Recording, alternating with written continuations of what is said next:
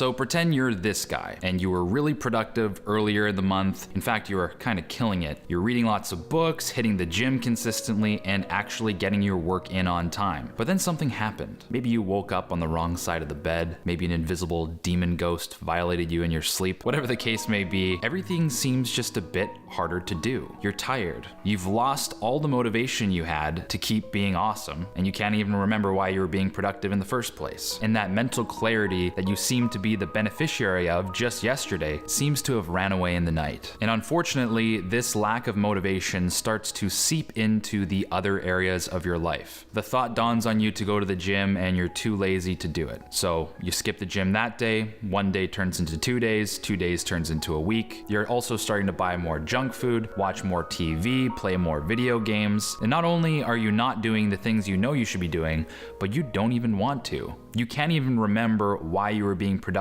in the first place. Why are we still here? For a lot of people, these long periods of success, followed by long periods of self-destruction and failure, seem to be a common pattern. And while this issue is a deep psychological issue that I'll dive into in a later video, I wanted to give you guys a more practical guide as to how I get myself out of these type of pseudo-depressive ruts and start being productive again. Now, before we dive into these really powerful strategies, I just want to preface the video with a couple things. Number one is that this video is not meant to be a replacement for going to therapy if you actually have clinical depression. I'm not a doctor, I'm just a dude, and I talk about what works for me. Second of all, even though this video is about how to get out of a rut efficiently or quickly, that's all relative. You're usually not going to get out of a rut overnight. Okay, so strategy number one is to utilize the do something principle. This principle is the catalyst for action. If you don't have the motivation to do something, you need something that'll spark some sort of action, something to get the momentum going, something to get the ball rolling. And the do something principle is a means to take action when you don't have the motivation to do anything. So most people think that in order to take action on anything, you need to be motivated to do that. And motivation comes when you're inspired by something. So for instance, say you're browsing Reddit or something and you come across a Matt D'Avella video, and by the end he says something that strikes a chord with you and you're inspired to take action. That inspiration served as the adequate motivation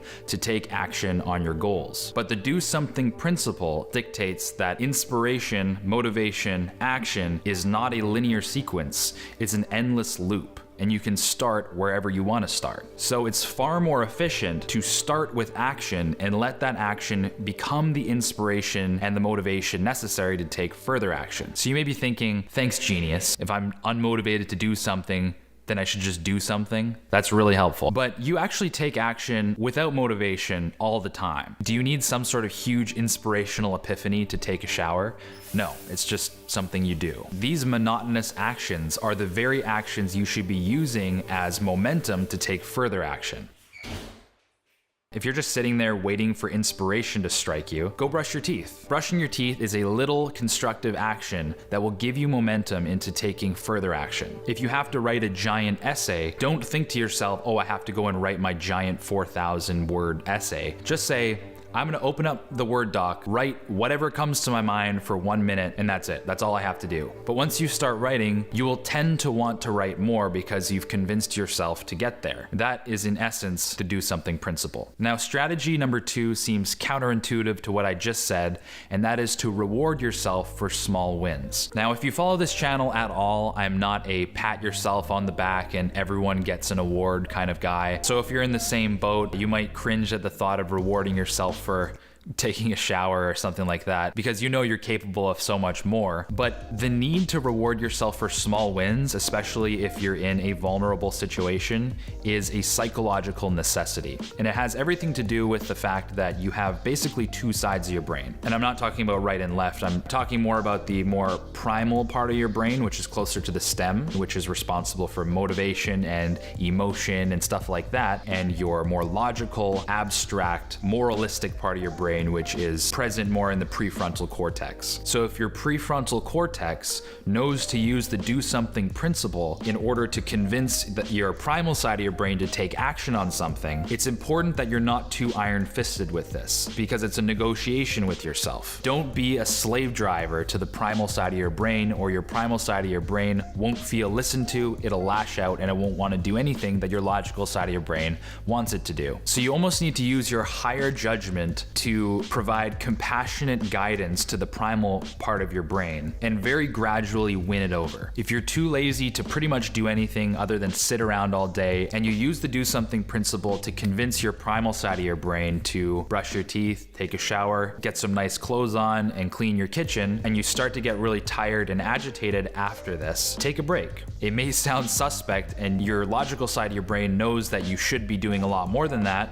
Just take it easy. Reward yourself for doing something constructive for once after days of binging dopamine, and just relax and have a good time. So you might be thinking, how the heck am I supposed to get out of a rut if I don't ride this momentum out into the sunset? That's what tip number 3 is all about. So strategy number 3 is all about progressive overload. It's very similar to the philosophy of lifting weights and getting stronger. Instead of yo-yoing between taking crazy amounts of action and then your primal brain lashing out and going into long periods of self-destruction, you should be massaging yourself into organically growing a lifestyle that you gradually get used to, that's more and more productive, and you do more and more every day, while rewarding yourself for the small wins and comparing yourself to who you were yesterday rather than who someone else is today. So for instance, if you develop a game plan over the course of 7 days to get out of a rut, that's a lot more realistic than just trying to be productive all of a sudden. So say day 1, you can't really do much other than go on the internet for long periods of time. On this day, if you convince yourself to take pretty much any sort of constructive action, that should be sufficient for the day. Day 1 should just be about gradually taking a little bit more action and being happy with that. And the next day, remind yourself that that wasn't so bad and it actually felt pretty good to take action, and try to do a little bit more. And if you do this day after day, then gradually and organically, both sides of your brain will be in agreement, and you'll very comfortably start to rise from the ashes like a phoenix and